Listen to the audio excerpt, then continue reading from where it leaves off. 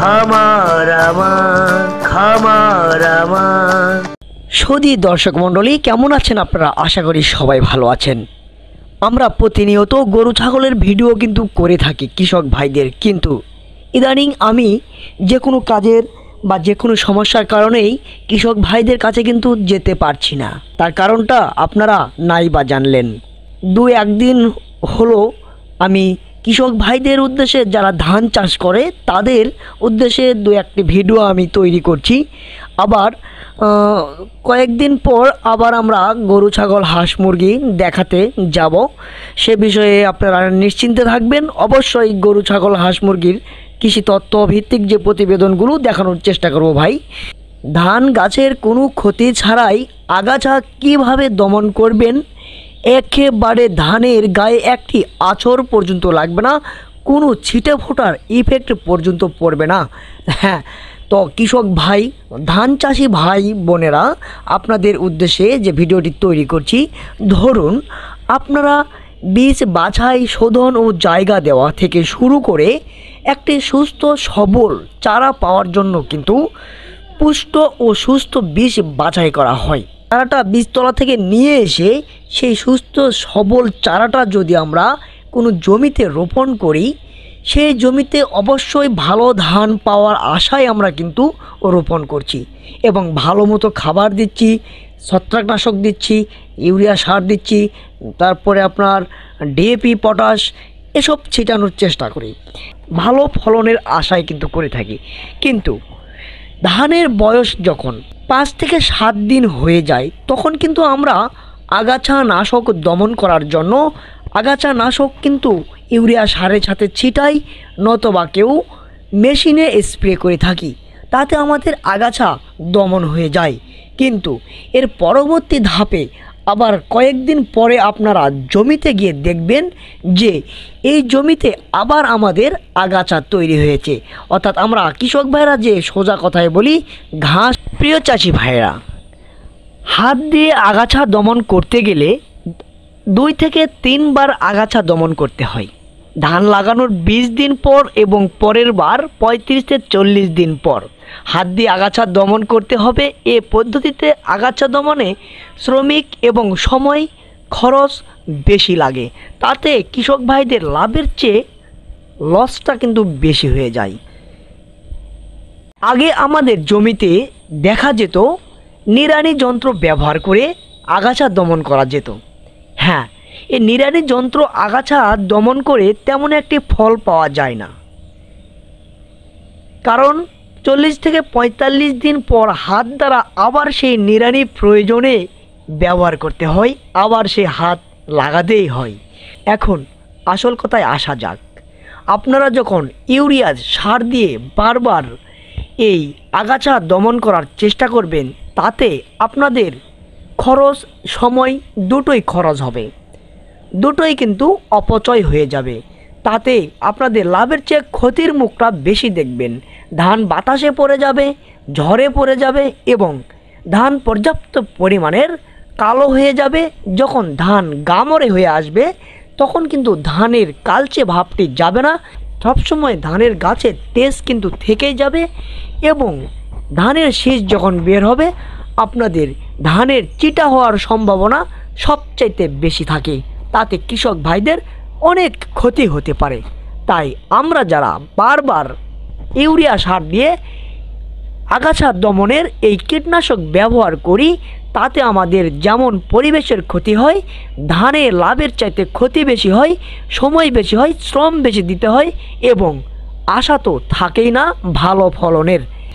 আমরা যদি এই আগাছা 30 থেকে 35 দিন এই কচুরিপানা আগাছা নাশক কীটনাশক স্প্রে করি, এটি আমরা অনেক একটি ভালো ফল পাব এবং ধানের কোনো গাছের ক্ষতি ছাড়াই। আমরা আসুন দেখে নেই কোন আগাছা নাশক স্প্রে করব। বন্ধুরা, প্রিয় চাষি ভাই, এখানে আমি কোনো প্রোডাক্টের বা কোনো কোম্পানির প্রতিবেদন করতে আসিনি। আমি এখানে কৃষক ভাইদের উপকার করতে এসেছি, চাষি ভাইদের খরচ বাঁচাতে এসেছি। আমরা আগাছা দমন অনেকে স্প্রে করার সময় মনে করি যে আগাছা নাশক যখন স্প্রে করব, হাই পাওয়ারের কীটনাশক, তখন আমাদের ধানের গাছ হয়তোবা পুড়ে যাবে, মরে যাবে। তার কারণ আগাছা মরে যাচ্ছে, ধান কিন্তু মরে যাওয়ার কথা অনেকটাই মাথার মধ্যে এসে যায়। আসুন আজকে দেখাবো, আগাছা দমন হবে কিন্তু ধানের এক চুল পরিমাণ ক্ষতি আপনাদের হবে না। তার প্র্যাকটিক্যাল প্রমাণ আমি আপনাদের দেখাবো। আমি যেহেতু এটাতে ভালো ফল পেয়েছি, আপনাদের কিন্তু ভালো সাজেশন দেওয়ার চেষ্টা করব। তবে যে প্রোডাক্টটি দেখাবো আপনাদের, এই প্রোডাক্টটি এই কোম্পানির যে প্রোডাক্ট ব্যবহার করতে হবে, এমিনেন্স কেমিক্যাল ইন্ডাস্ট্রিজ কোম্পানির যে আপনাকে উইড ক্লিন ব্যবহার করতে হবে তা কিন্তু নয়। এই প্রিপারেশনের আপনি আরও কোম্পানির আছে যেগুলো ব্যবহার করে দেখতে পারেন। আমি আপনাদের সাজেস্ট করব যেটি ভালো সেটি আপনারা ব্যবহার করবেন। উইড ক্লিন হচ্ছে 480 SL 2.4 ডিগ্রি এমাইন এই গ্রুপের ঔষধ। আপনারা এই গ্রুপের কীটনাশক যে কোনো কীটনাশকের দোকানেই কিন্তু আপনারা পাবেন, বা যে কোনো কোম্পানির ব্যবহার করবেন, কিন্তু সাবধানতা অবশ্যই অবলম্বন করবেন। ধান যদি পুড়ে যায়, ধান যদি ছড়িয়ে ছিটিয়ে যায়, আগাছা দমন করতে ধান যদি আপনাদের দুর্বল হয়ে যায়, তাহলে সবচেয়ে ক্ষতি কার হবে? কৃষক ভাইদের হবে। কোম্পানির কিন্তু কোনো ক্ষতি হবে না। তারা ভালোর জন্য বলতেই পারে আমার প্রোডাক্টটা অনেক ভালো, কিন্তু আপনারা যেভাবে স্প্রে করবেন সেটি আপনাদের দেখানোর চেষ্টা করছি। আধুনিক যুগ, আধুনিক পদ্ধতি ধান চাষ করা হয়। আমরা এখন সবাই ইলেকট্রনিক মেশিনে স্প্রে করে থাকি বিভিন্ন কীটনাশক বা ভিটামিন বিভিন্ন গাছে। তো ধান চাষের আমরা কথা বলছি, আমরা একটি পার মেশিনে অর্থাৎ 16 লিটার মেশিনে 20 মিলি করে উইড ক্লিন দিচ্ছি, এবং 16 লিটার পানিতে আমরা নাইট্রোজেন অর্থাৎ ইউরিয়া সার দিচ্ছি 300 গ্রাম করে। আপনারা ভালো মতো ইউরিয়া সারটা পানির সাথে মিশিয়ে উইড ক্লিন 20 মিলি দিয়ে আপনারা ভালোভাবে আগাছা দমন স্প্রে করতে পারেন। এতে আমার মনে হয় আপনারা খুবই ভালো ফল পাবেন। এই যে স্প্রে করছি দেখুন, পরের দিন আপনাদের দেখাবো এই উইড ক্লিনের মজাটা কি। উইড ক্লিনে যে ব্যবহার করতে হবে তা কিন্তু নয়, বিভিন্ন কোম্পানির এই গ্রুপের কীটনাশক আছে, আপনারা ব্যবহার করতে পারেন। আমরা কোম্পানির কোনো কথা বলছি না, কিন্তু প্রোডাক্টটা ভালো জন্য আমরা কথা বলছি। কিন্তু আপনারা বিভিন্ন কোম্পানির কিনে নেবেন, বারবার করে বলছি, এটি যে ব্যবহার করতে হবে তা কিন্তু নয়।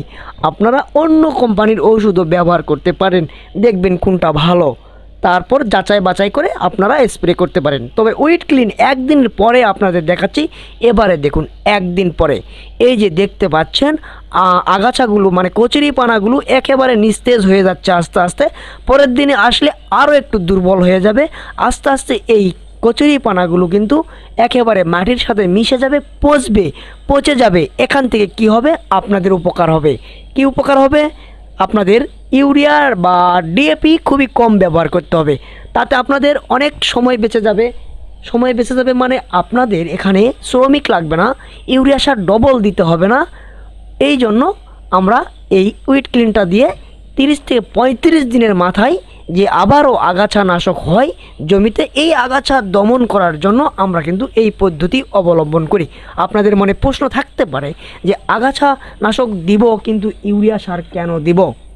ইউরিয়া সার দেওয়ার অর্থ হচ্ছে নাইট্রোজেন আছে ইউরিয়াতে অনেক পরিমাণ। এই ইউরিয়া সারে এই নাইট্রোজেনটা ধানকে সতেজ রাখবে, ধানকে দুর্বল করবে না, এবং এই উইড ক্লিনের যে রিয়াকশান ধানের উপরে পড়বে না। তো দর্শক বন্ধুরা, এই পদ্ধতিতে আপনারা এই আগাছানাশক 30 থেকে 35 দিন বয়সে ধানে স্প্রে করবেন, আপনারা কিন্তু খুবই একটি সুফল অর্জন করবেন, এবং রোগমুক্ত ধান কিন্তু শীষ বড় হবে। আগাছা থাকলে তো ভাই শীষ বড় হয় না, আগাছা দমন করবেন, শীষ বড় হবে, আপনাদের ফলন বেশি হবে। তো ধন্যবাদ সবাইকে, ভালো থাকবেন, সুস্থ থাকবেন। কোনো প্রকারের আমার বিশেষ দ্রষ্টব্য কথাও বলে দিচ্ছি, আমার ভিডিও দেখে যে আপনারা ব্যবহার করবেন তা কিন্তু নয়। আপনারা এই কৃষিবিদের পরামর্শ নিয়ে কিন্তু ব্যবহার করতে পারেন, স্প্রে করতে পারেন। কারণ কৃষি অফিসার আছে, কৃষি অফিস আছে, কৃষিবিদের পরামর্শ নিয়ে ব্যবহার করাটাই মনে হয় ভালো। কারণ আমি যেভাবে বুঝাতে পেরেছি আপনারা বুঝতে পেরেছেন কিনা তা জানি না, তবে কৃষি পরামর্শ নিয়ে আপনারা ব্যবহার করবেন।